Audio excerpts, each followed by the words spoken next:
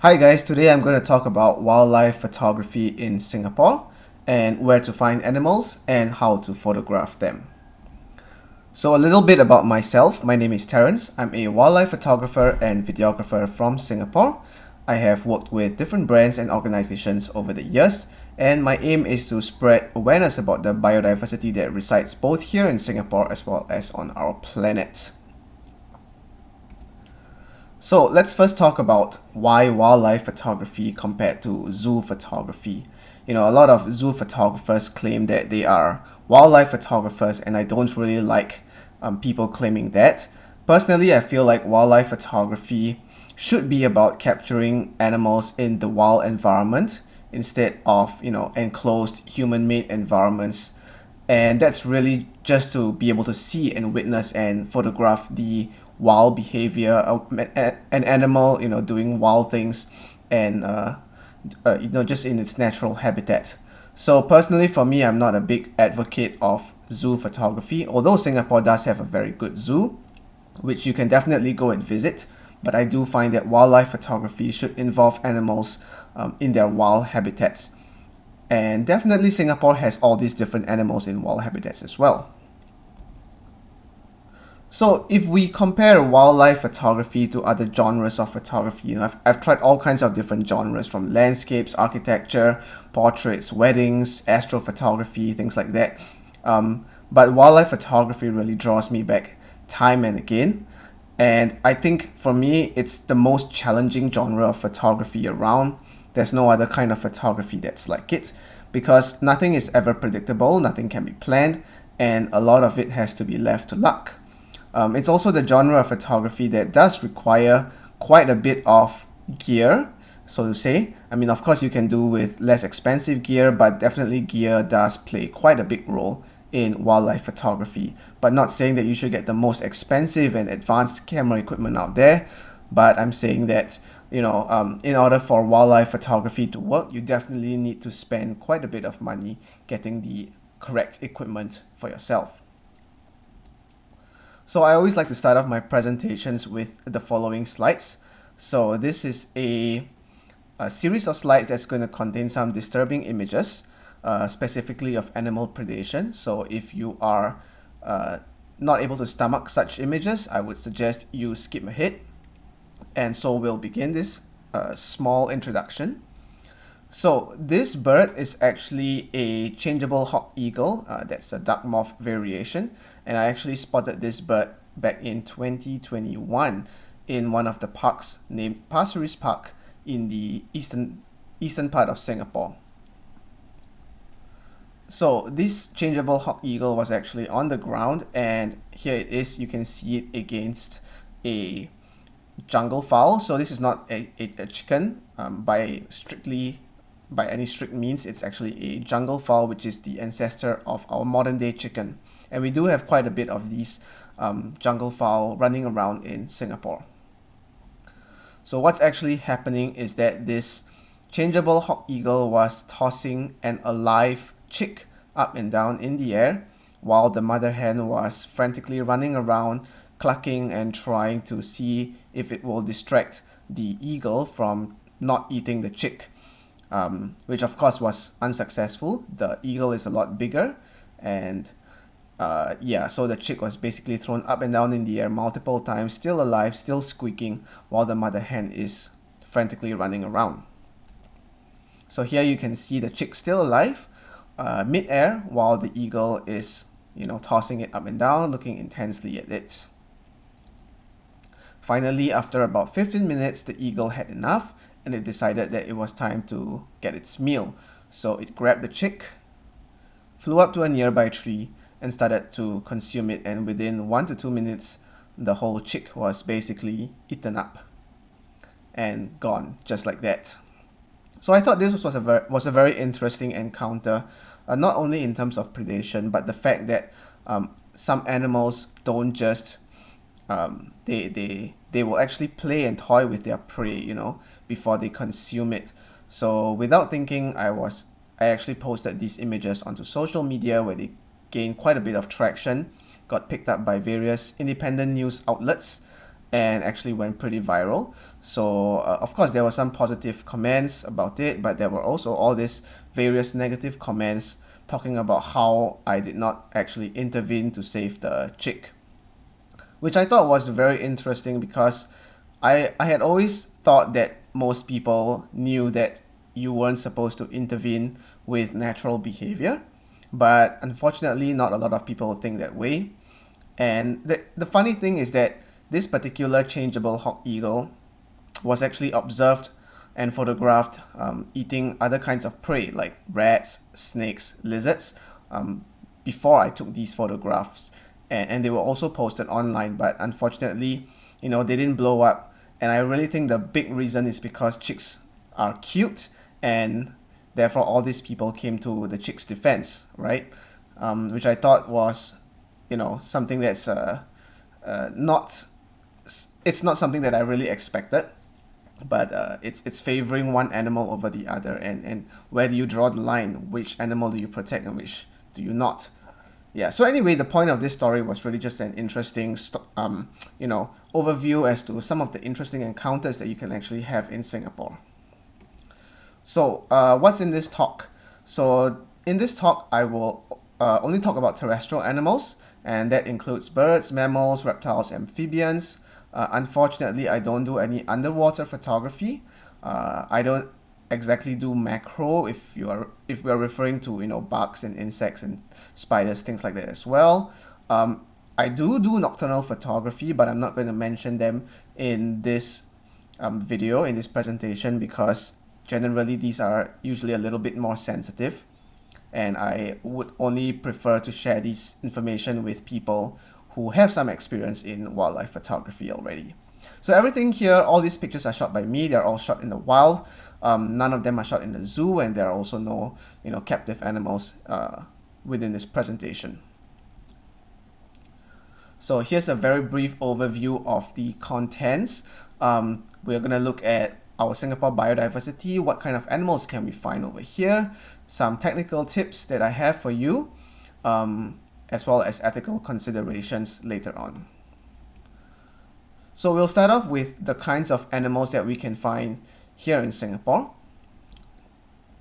First and foremost, most people are definitely drawn to mammals.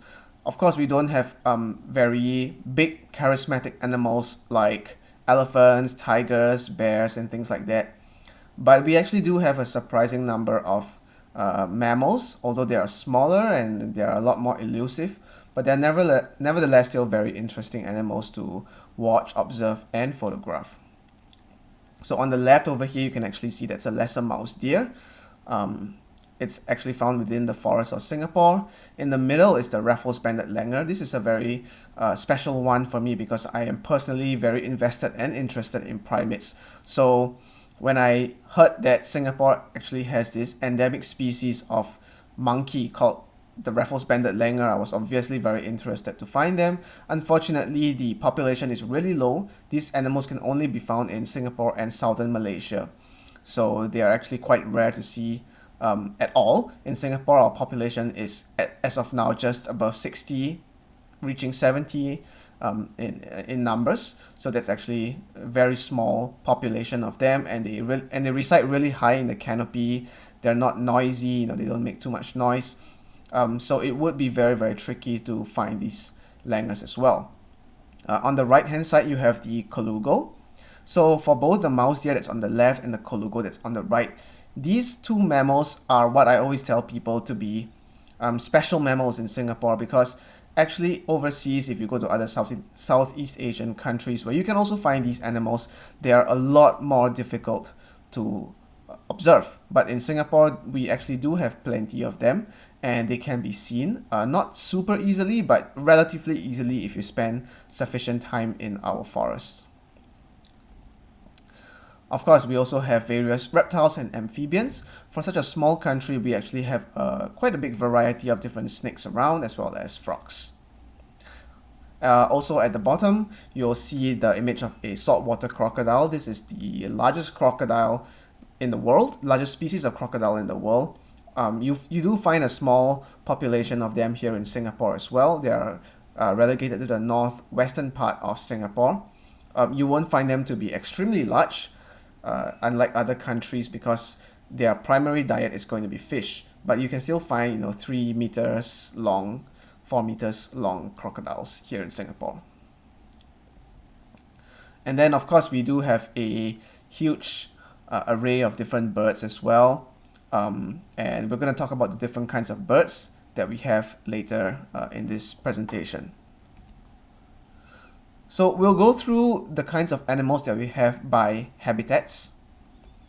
And the very first habitat that most people are going to come across are going to be the urban habitats. So Singapore is very well known for having lots and lots of high-rise buildings. That's because our country is so small with a very big population, and therefore there is a need to build vertically to be able to accommodate everybody here. So with this, high-rise buildings actually comes along a variety of different birds that are able to adapt to these kinds of high-rise buildings. So you'll find all kinds of different birds that actually are able to make their homes on these high-rise buildings. Furthermore, we also have extremely clean waterways. So I think it was the 1960s or 70s that we had this initiative to basically clean our polluted waterways, and that effort has been a huge success, which resulted in the comeback of various species. So most notably and most famous are the smooth-coated otters that have made a return and are actually breeding quite well within Singapore. And these otters are very famous because there is probably no other country in the world where you can actually see otters that easily in urban habitats. So that is a testament to the result of cleaning our waterways. So of course, cleaning the waterways means that there will be a lot more fish, which means prey, which means they are prey for a lot more animals like these otters, as well as various bird life as well that inhabit these waterways. In Singapore, we have these, we call them hawker centers or coffee shops colloquially, but they're just really a collection of different food stalls under one roof, and people come in there to dine and eat affordable food.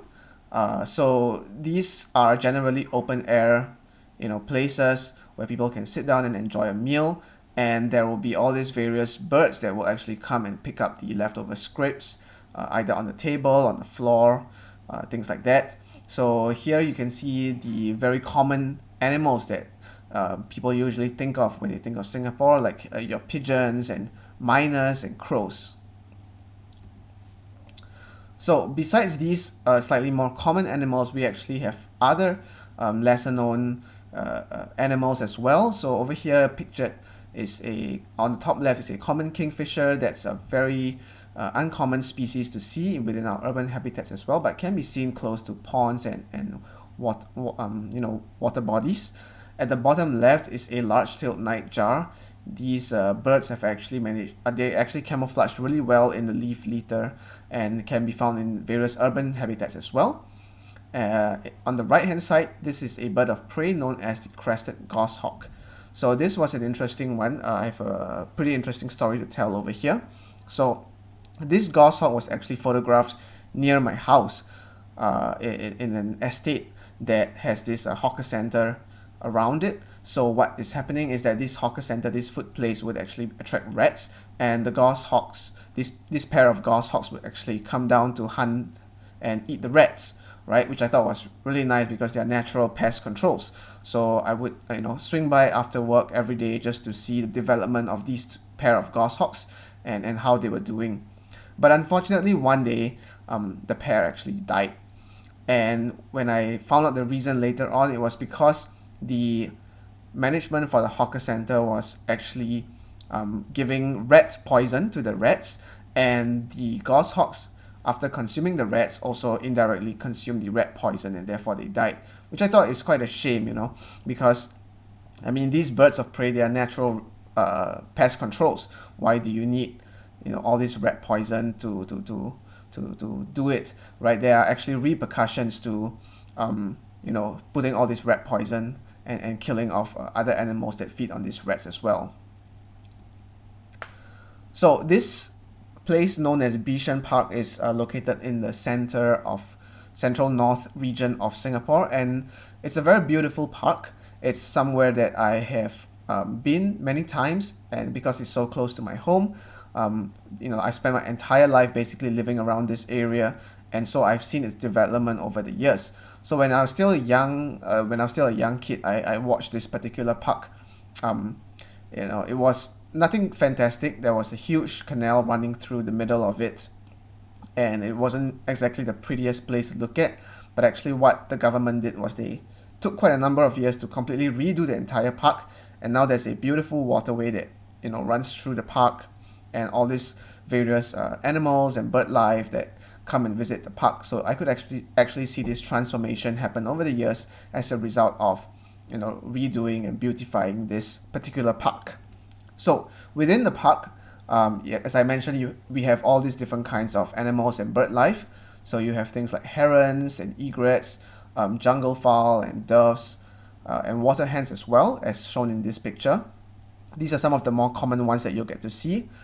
But additionally, you also have stuff like the black crowned night heron, which is the bird that's pictured in the middle over here, which is something that's a bit more uncommon to see as well. These are some of the other birds that are also slightly more difficult to find. So at the top left, you have munias, scaly-breasted munia. I don't think that's a local bird.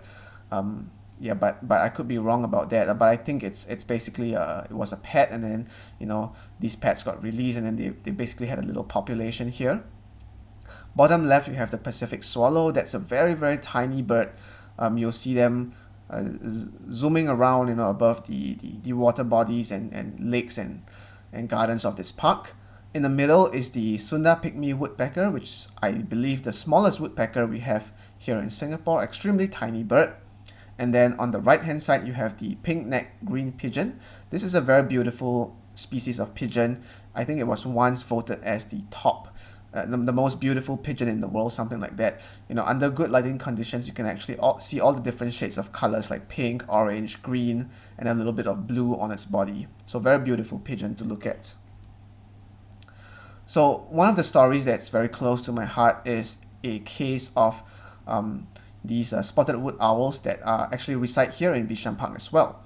So there's basically this pair of spotted wood owls. These are the biggest species of owls that we have here in Singapore that reside in our park, a male and a female.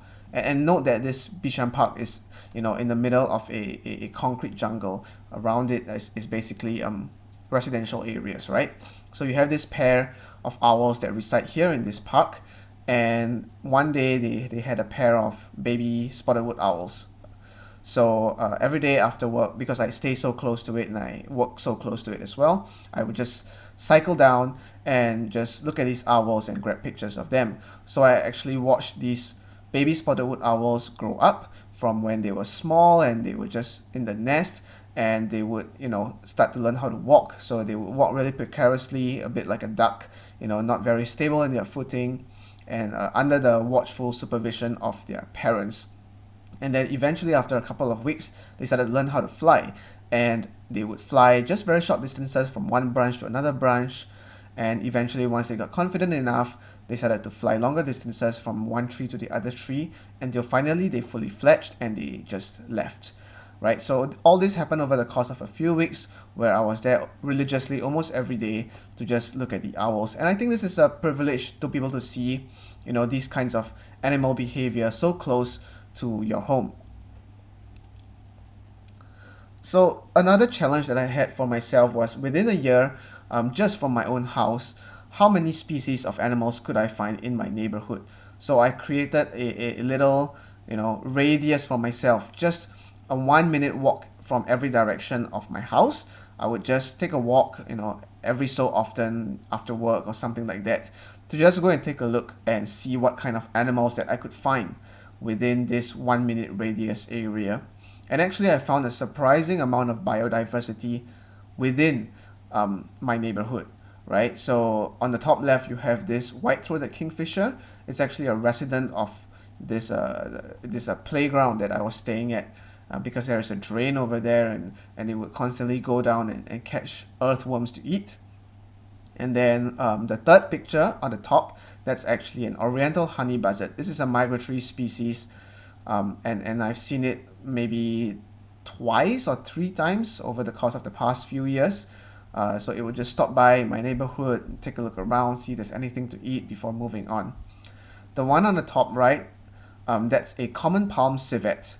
And this is a very interesting animal. It's a nocturnal animal. It's actually not a cat, although people keep saying it's a civet cat.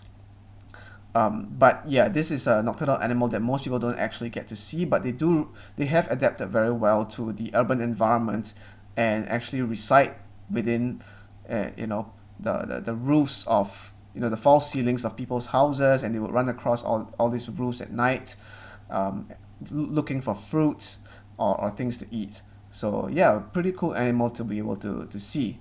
At the bottom left is the oriental dollarbird. I was actually quite surprised for this one as well. This is actually a very uncommon species to see in Singapore, and I had the privilege of actually seeing one just right behind my house. At the bottom right, you have the orange-cheeked waxbills. This was also a surprise for me. Well, I guess these waxbills are actually not native to Singapore. I believe they're from Africa, but they were, you know, there's a pet trade in Singapore where they keep all these different birds, and I believe, you know, these are released in, and there was a small population of them. So I've only seen these waxbills at my neighborhood for like an afternoon, and then I've never ever seen them again. So yeah, pretty cool encounter, definitely. There was once I also saw a spotted wood owl. That's the one on the left hand side. You know, I was walking on the way to work where I saw this owl, and then where I actually heard the call of the owl. So the spotted wood owl actually calls like a dog barking, and I heard it, but it's like from above me on the tree, right? So you know, what kind of dog would bark from a tree? So I looked up, and there was just one spotted wood owl on the tree. I think maybe it was a juvenile, maybe just looking for a place to call home. But unfortunately, as much as I wanted it to stay at my neighborhood, just so coincidentally, these people who were cutting trees, they actually came along, and they came to cut the tree where the spotted wood owl was resting on. So unfortunately, it flew away, and I never saw it again. Yeah, and on the third picture here, you have the large-tailed nightjar. This one is also a resident of the playground that I was staying at. So it makes these chong chong chong sounds at night, and I could actually hear them while, you know, taking a walk around my neighborhood. So that's when I knew that there was a nightjar that resides in the vicinity. So some tips on how to find urban wildlife. I think one of the easiest ways is to actually look for flowering or fruiting trees or plants. A lot of birds and sometimes mammals would actually come to these plants to feed on them. Of course, you look for water sources as well. Within our urban area, there are all kinds of different water bodies, from drains to small rivers and small ponds. And these are great usually for birds to come and drink water or look for food. Of course, human food sources as well. So if you go to, you know, these coffee shops or food stalls, you would find some of the more common animals like the miners and crows that would come there and you know, get the scraps and leftovers. Generally, what I tend to do is that I would take a really slow walk, and I try to tune out all the human and traffic noise, because that can be real distraction. So once you tune those out, you can start to listen out for bird calls, for instance, and then you would start to be able to notice where all these different animals are actually hiding, you know, hiding in plain sight amongst us in the urban environment. So with regards to photographing urban wildlife, definitely most of these animals are going to be birds. So you'll need a pretty long lens, generally something above 400 mm. But yeah, there have been some instances where the animals are so habituated to humans that you could actually use something that's not so zoom, you know, like a 70 to 200, for instance. Some of the birds actually reside on the ledges of high-rise buildings, so you could actually go up these residential blocks and actually try to get eye level shots with these birds. And if you have a vehicle, you could probably, hide in your vehicle to photograph from there as well. So then we talk about our next type of habitat, which are forests. So in Singapore, we actually don't have a lot of forests because we have to clear space for residential areas and industrial areas and things like that. But if you can see the map on the right, these are the ones in dark green. Those are the areas of forest that we still have. But unfortunately, on the western region of Singapore, where you still notice quite a bit of green patches, those areas are actually reserved for military use, and some areas in the center as well. So really what you have to explore are just small fragments of forest, primarily in the central region of Singapore. But of course, forests are a magical place. They are very dark, and it's difficult to find animals, but it's so rewarding when you actually get to see them. So the kinds of birds that we have in our forests, we have things like owls. So at the top left corner, you have the buffyfish owl, which is a fairly common species of owl that you will get to find in Singapore. The one on the right, that's a bubuk or a brown hawk owl. It's a significantly smaller owl, but it has this very adorable heart-shaped, features or marks on its chest, which I think is really cute.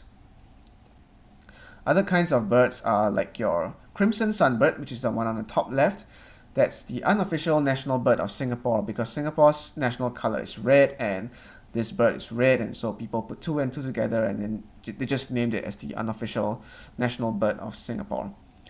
In the middle, at the top in the middle of this slide, you actually see a photograph of these banded woodpeckers fighting off a common myna. So this was an interesting story. This happened, I think, 2 years ago, right? So there's this tree that's in the middle of a lake, and you can see that the tree has a hole in the middle of it where two baby banded woodpeckers, these red woodpeckers, were actually inside, and mom and dad would come constantly to, fly over constantly to feed them. And that was all cool and great. But one day these miners, these black birds with the yellow beaks, they decided to show up and said, I would like to take over your house, right? They want to basically invade the home of the baby banded woodpeckers. So they came over, but mom and dad arrived just in time to fight off the miners, and the miners left, which is all cool and stuff. But then the parents made the mistake of leaving again to go and find food, whereupon the miners actually returned and had no issue chasing the baby woodpeckers out. So understanding that there is a lake below, the banded woodpecker babies fell out of the hole because they were chased out by the miners and dropped into the lake, whereupon they were consumed by monitor lizards. So a pretty tragic way to end this story, but still a very cool encounter to have right here in our small country of Singapore.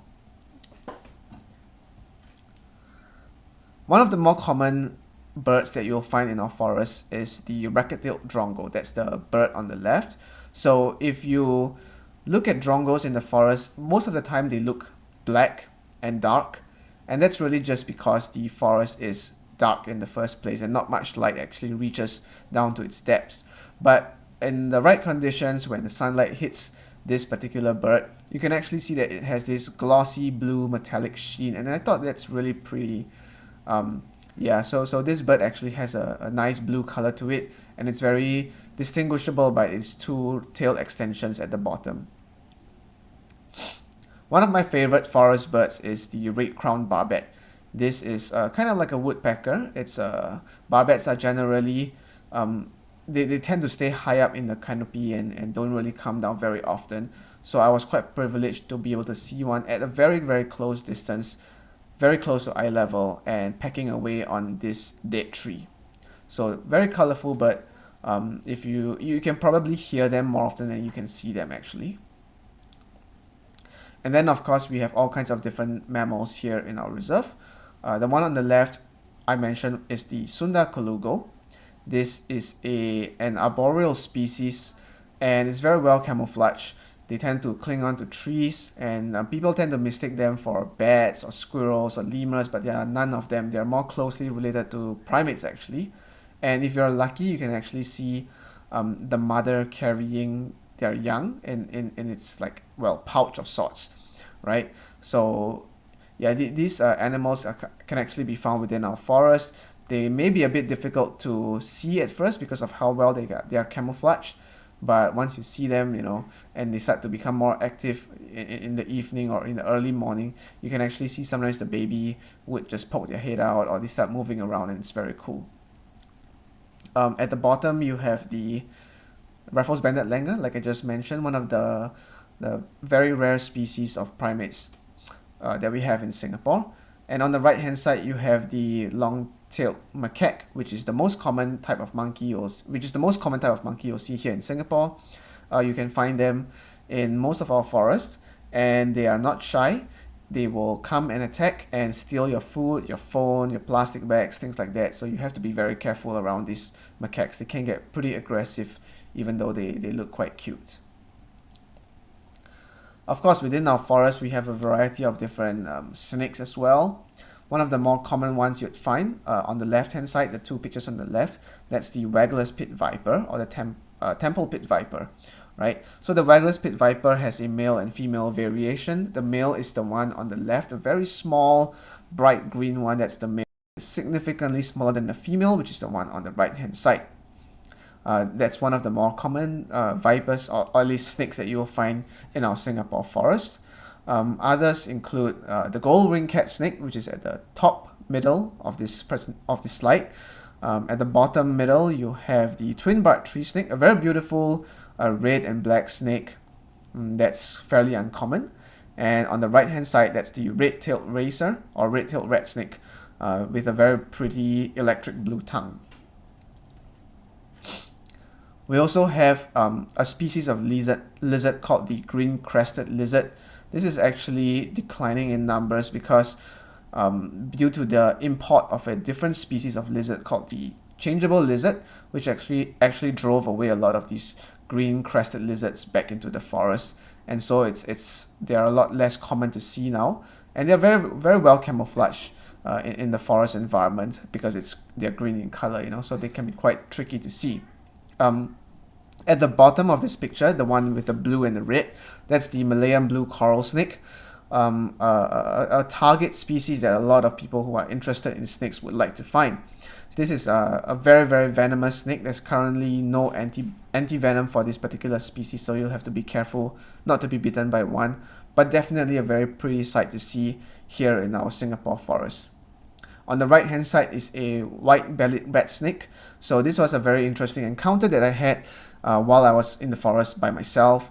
It was dark, it was gloomy, and then all of a sudden I saw this huge, 4-meter long snake coming towards me, and I think maybe it thought that I was a threat of sorts, and it was able to kind of like mimic a cobra, where it would stand up 60 centimeters into the air and started looking at me in a very threatening display, aggressive behavior kind of thing. So that was very cool to watch as well. So how do you find forest wildlife? Well, generally there are some forest reserves which are a lot more popular than others. For instance, the MacRitchie Reservoir and the Bukit Timah Hill will tend to have very high human traffic. So I would generally avoid those. You don't want too many people around because it's difficult to find animals like that.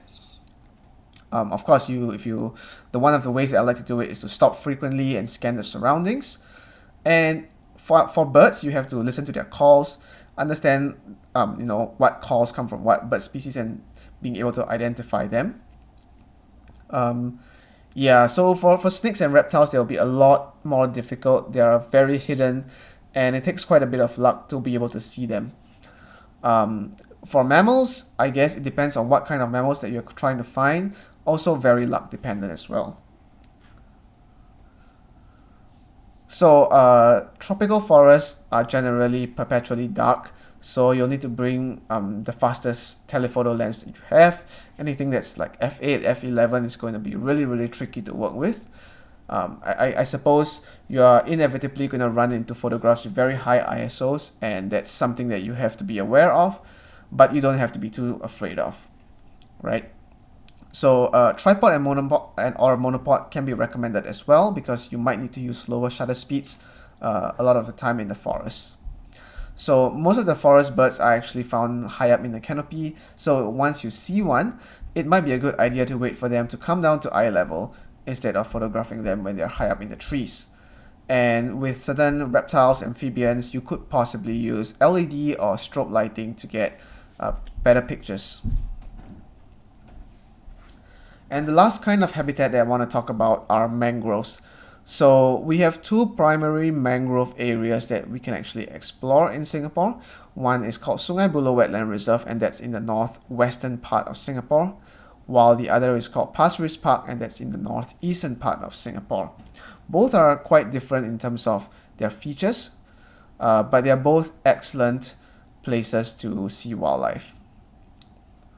So in our mangroves, we have various birds of prey as well. The one on the left is the changeable hawk eagle, the dark morph, which I was mentioning to you about earlier in the presentation.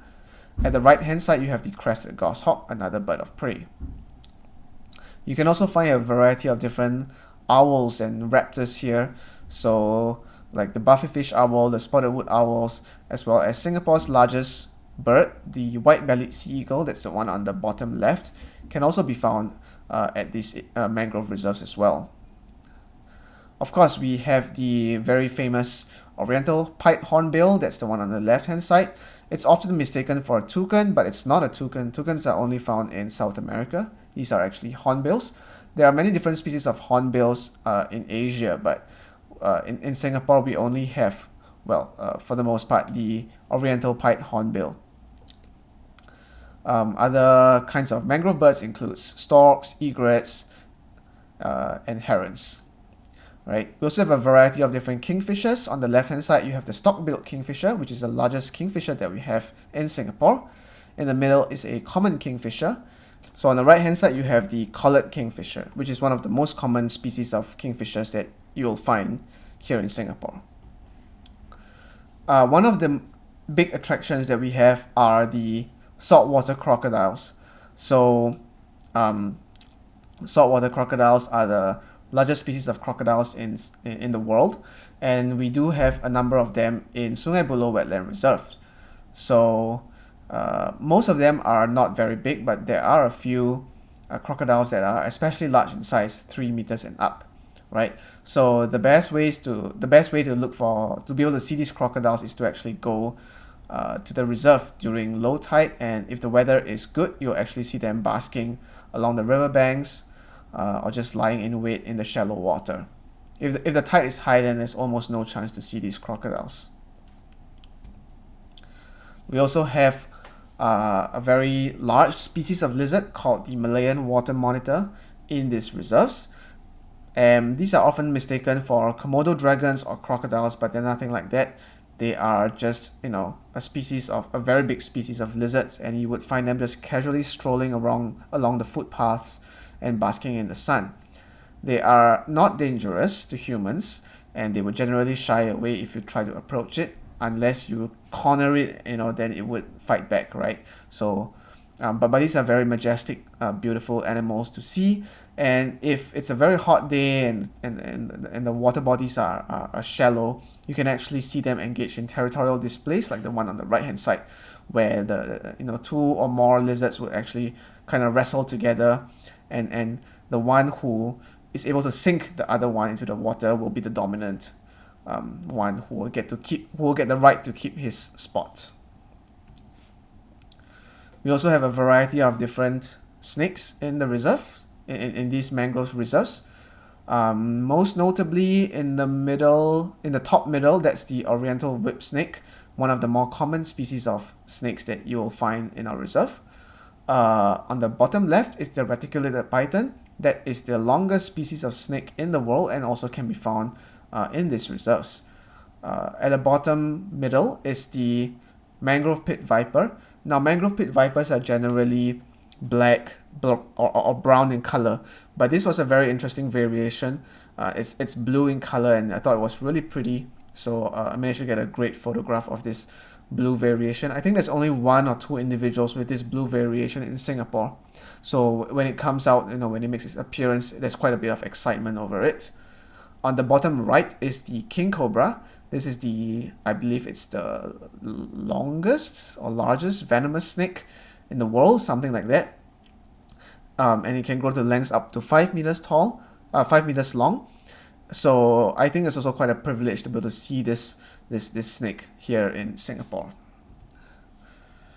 So how to find mangrove wildlife?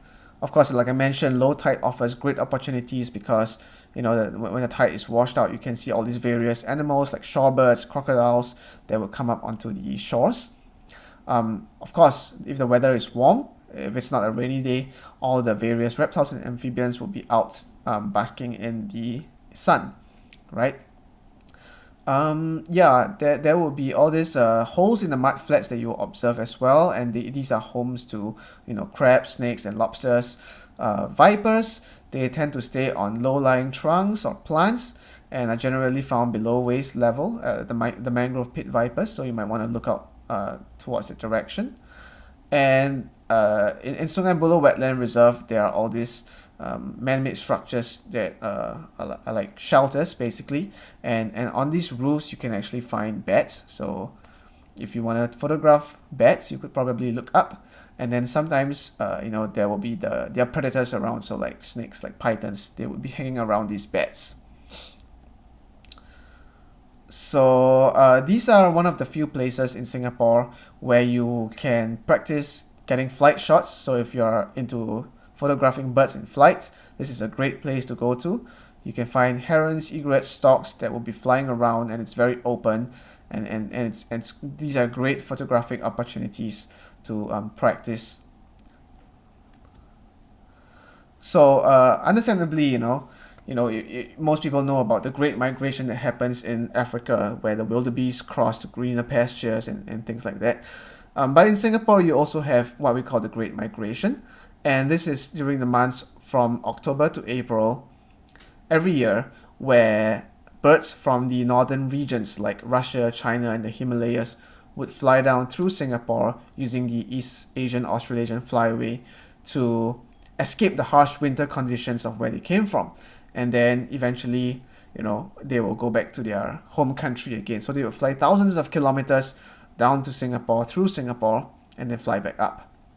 And this presents a great opportunity for people who love birds, because you get to see all these new different birds that you don't get to see regularly, and every year brings new species along that might be a surprise for a lot of people, right? So most of these migratory birds, unfortunately, they tend to be fairly dull colored. They tend to be a bit brown or beige, but once in a while you have some very beautiful looking birds. So on the bottom left, that's the Oriental Dwarf Kingfisher. It's a very tiny kingfisher that has a very bright plumage. It's blue and orange and yellow, very pretty to look at.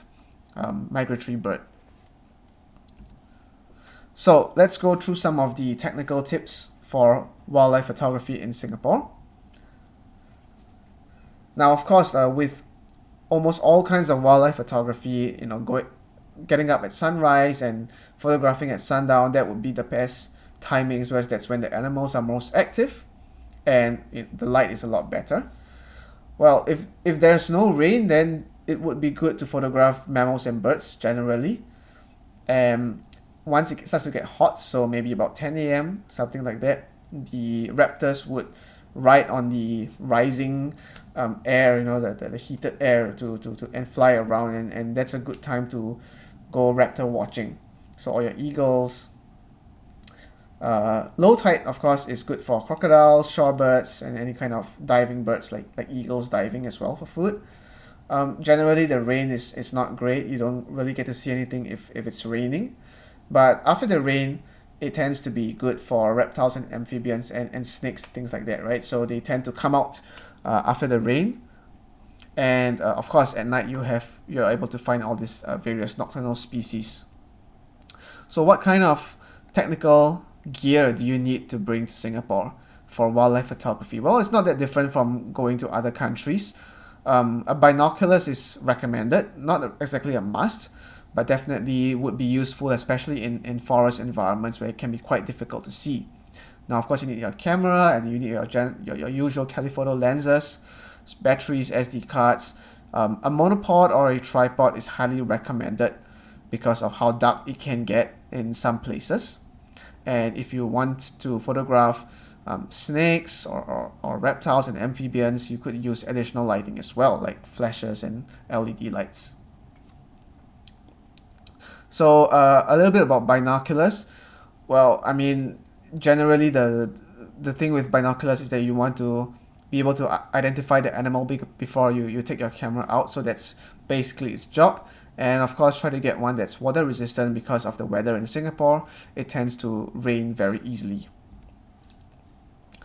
With regards to your camera, well, there's no real recommendation that I have here. Full frame versus crop sensor, that's really a personal choice, or even Micro Four Thirds would work as well. I've met some wildlife photographers in Singapore that almost exclusively use their phones to shoot. I mean, at least those with, very powerful zooms on their phones. That's perfectly fine as well. With regards to lenses, personally, I prefer using a zoom lens, but if you are almost exclusively a birder, then of course a prime lens could be ideal as well. It's really a personal choice. If you are a bit more of a generalist like myself, then definitely a zoom lens would be a lot more versatile in capturing your shots.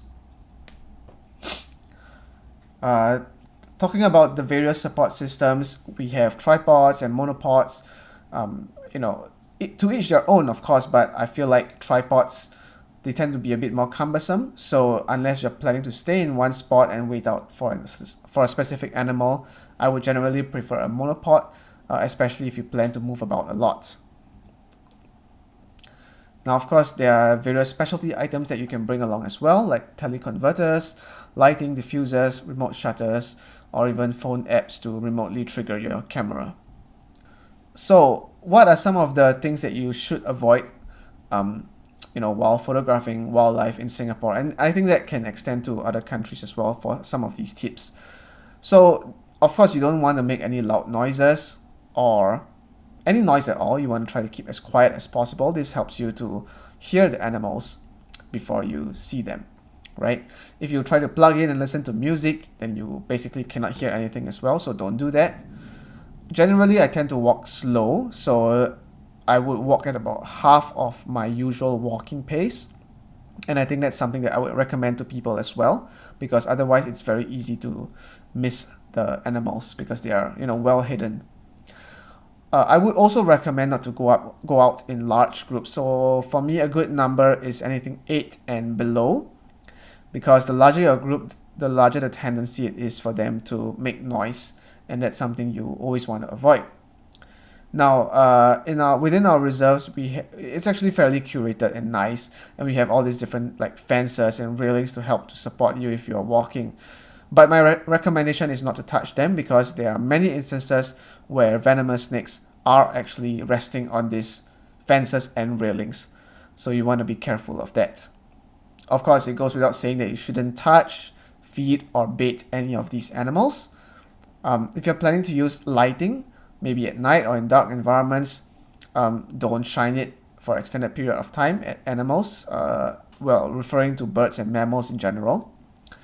And one of the things that people don't tend to know is that these macaques, the monkeys that we see, the one on the right hand side, if they are smiling at you, they are not actually happy. It's not a reflection of our human smiles. A smile from a macaque actually means that they're angry, they're upset, and they might potentially be aggressive towards you. So always avoid a smiling macaque. Of course, don't make any sudden movements when you encounter an animal, and don't use flash on anything that's non-reptilian or amphibian or insect. So don't use any kind of strobe lighting on birds and mammals. Of course, we have a very thriving social media group of wildlife photographers, this community that would let each other know where certain animals are, but we tend to have an understanding that we will not reveal locations of more sensitive animals. So for instance, anything that's highly endangered, for instance pangolins, we will not reveal their locations, and animals that do not move, So for instance, some snakes, they tend to rest at a certain spot for days, right? And if people reveal their location, then they would be in danger of being poached. So we tend not to reveal those as well. And of course, don't go near any baby animals because their mother might be around. So getting started for wildlife photography in Singapore, besides your camera gear, you have to talk about clothing. So Singapore is very warm. There are no like winter seasons or spring and autumn and things like that. It's basically summer all the way. It's either wet and rainy or hot and humid, and that's basically your two seasons that you have, and you have to be prepared for those. So you would want to find clothing that's a bit looser and more breathable, so that you're going to sweat a ton, so you're going to have to be prepared for that. Definitely mosquito repellent as well. Lots of mosquitoes within our reserves, and of course lots of water.